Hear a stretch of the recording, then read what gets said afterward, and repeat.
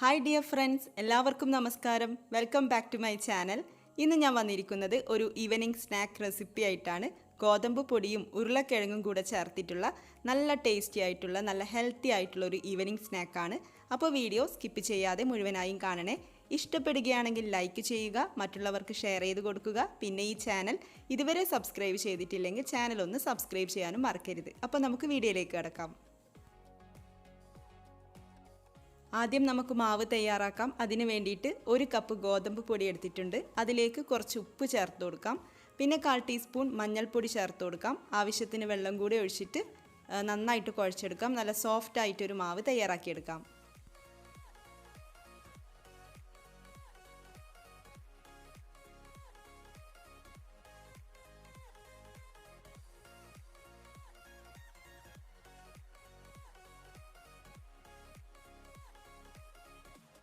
ചപ്പാത്തി മാവ് പോലെ നല്ല സോഫ്റ്റ് ആയിട്ടുള്ള മാവ് ഇവിടെ റെഡി ആയിട്ടുണ്ട്. നമുക്കിതങ്ങ് മാറ്റി വെക്കാം. ഇത് അടച്ചു വെക്കണം കേട്ടോ.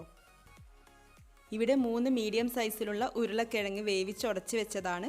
വലിയ ഉരുളക്കിഴങ്ങൊക്കെ ആണെങ്കിൽ 2 മാത്രം എടുത്താൽ മതിയാവും. ഇതിലേക്ക് സവാള ചേർത്ത് കൊടുക്കാം. ഒരു മീഡിയം സൈസിലുള്ള സവാള ചെറുതായിട്ട് കട്ട് ചെയ്തതാണ്. ഇനി ഇതിലേക്ക് ഇഞ്ചി, പച്ചമുളക്, വെളുത്തുള്ളിയൊക്കെ ചേർത്ത് കൊടുക്കാം. ചെറിയൊരു കഷ്ണം ഇഞ്ചി, പിന്നെ 2 പച്ചമുളക്, 5 അല്ലി വെളുത്തുള്ളി. ഇതൊക്കെ ചെറുതായിട്ട് കട്ട് ചെയ്തതാണ്. അപ്പോൾ അത് നമുക്കിതിലേക്ക് ചേർത്ത് കൊടുക്കാം. മല്ലിയില ചേർത്ത് കൊടുക്കാം.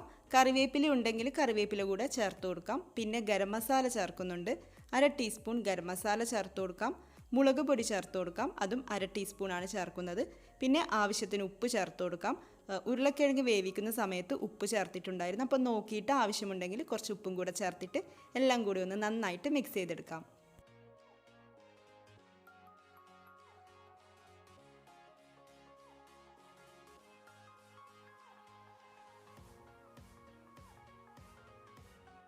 എല്ലാം കൂടെ നന്നായിട്ട് കുഴച്ചെടുത്തിട്ടുണ്ട്. ഇനി നമുക്ക് ചപ്പാത്തി പലകയിൽ കുറച്ച് ഗോതമ്പ് പൊടി ഒന്ന് സ്പ്രെഡ് ചെയ്ത് കൊടുക്കാം. എന്നിട്ട് മാവ് എടുത്തിട്ട് ഇതുപോലെ ഒന്ന് മിക്സ് ചെയ്തെടുക്കണം. എന്നിട്ട് നമുക്ക് ചപ്പാത്തി പരത്തുന്ന പോലെ തന്നെ റൗണ്ടിൽ പരത്തിയെടുക്കണം. പിന്നെ പരത്തിയെടുക്കുമ്പോൾ ഒന്ന് ശ്രദ്ധിക്കണം, ഇത് നന്നേ തിന്നാവാൻ പാടില്ല. കുറച്ച് തിക്കായിരിക്കണം, കുറച്ച് കട്ടിയിൽ വേണം പരത്തിയെടുക്കാൻ വേണ്ടിയിട്ട്.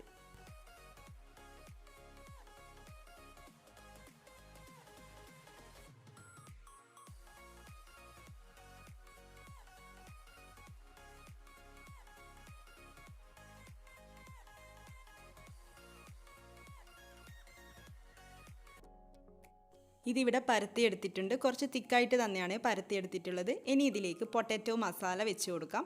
സൈഡിലൊക്കെ കുറച്ച് സ്പേസ് വിട്ടിട്ട് മിഡിലായിട്ട് മസാല വെച്ച് കൊടുക്കാം. കുറച്ച് തിക്കായിട്ട് തന്നെ ഇതുപോലെ മസാല വെച്ച് കൊടുക്കാം. ഇനി നമുക്ക് ഇങ്ങനെ ഇതുപോലെ റോൾ ചെയ്തെടുക്കാം. ഈ ഒരു സമയത്ത് പലകയിൽ ഒട്ടിപ്പിടിക്കുന്നുണ്ടെങ്കിൽ കുറച്ച് ഗോതമ്പ് പൊടി ചേർത്ത് കൊടുക്കണം. ഇതിവിടെ റെഡി ആയിട്ടുണ്ട്. കുറച്ച് ഗോതമ്പ് പൊടി പലകയിൽ ഇട്ടിട്ട് ഇതൊന്ന് ഉരുട്ടിയെടുക്കാം. പിന്നെ ഇതിൻ്റെ 2 അറ്റവും ഒന്ന് മടക്കിയെടുക്കണം. പുറത്തേക്കോ ഉള്ളിലേക്കോ ആയിട്ടൊന്ന് മടക്കിയെടുക്കാം.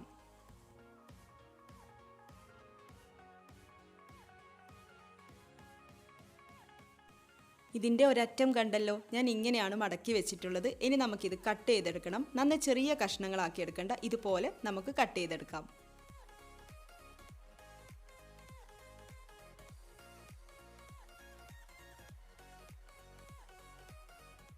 ഇനി ഇതെങ്ങനെയാണ് തയ്യാറാക്കുന്നതെന്ന് നോക്കാം. ഓരോ പീസും ഇതുപോലെ കയ്യിൽ വെച്ചിട്ട് ജസ്റ്റ് ഒന്ന് പ്രസ് ചെയ്ത് കൊടുത്താൽ മതിയാവും. ചപ്പാത്തി പലകയിൽ വെച്ച് ചപ്പാത്തി കോല് വെച്ചിട്ടൊന്നും പരത്തിയെടുക്കേണ്ട. ഇതുപോലെ കയ്യിൽ വെച്ച് പരത്തിയെടുത്താൽ മതിയാവും.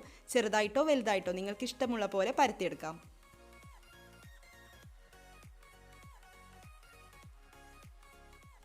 ഇനി ഇത് ഫ്രൈ ചെയ്തെടുക്കാം. ഡീപ്പ് ഫ്രൈ ഒന്നുമല്ല, കുറച്ച് മാത്രം ഓയിലാണ് ഫ്രൈ ചെയ്തെടുക്കുന്നത്. അപ്പോൾ മീഡിയം ഫ്ലെയിമിൽ ഇട്ടുകൊണ്ട് നന്നായിട്ടൊന്ന് ഫ്രൈ ചെയ്തെടുക്കാം. ഇടയ്ക്കിടെ തിരിച്ചും മറിച്ചൊക്കെ ഇട്ട് കൊടുക്കാം. ഇതിൽ ചേർത്തിട്ടുള്ള സവാളയും പച്ചമുളകൊക്കെ ഒന്ന് നന്നായിട്ട് മൊരിഞ്ഞ് വരട്ടെ.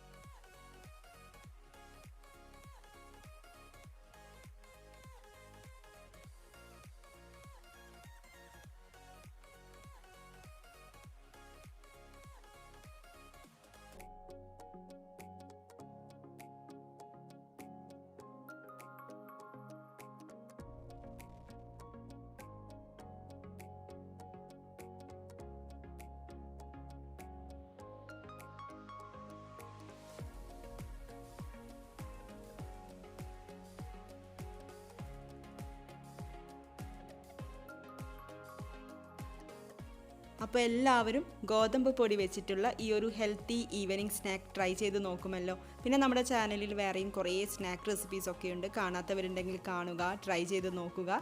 ഇങ്ങനെയുള്ള റെസിപ്പീസൊക്കെ ട്രൈ ചെയ്ത് നോക്കിയിട്ട് നിങ്ങളുടെ അഭിപ്രായം കമൻസിലൂടെ എന്നെ അറിയിക്കാനും മറക്കരുത്. നമുക്കിതുപോലുള്ള റെസിപ്പീസുമായിട്ട് വീണ്ടും കാണാം. താങ്ക്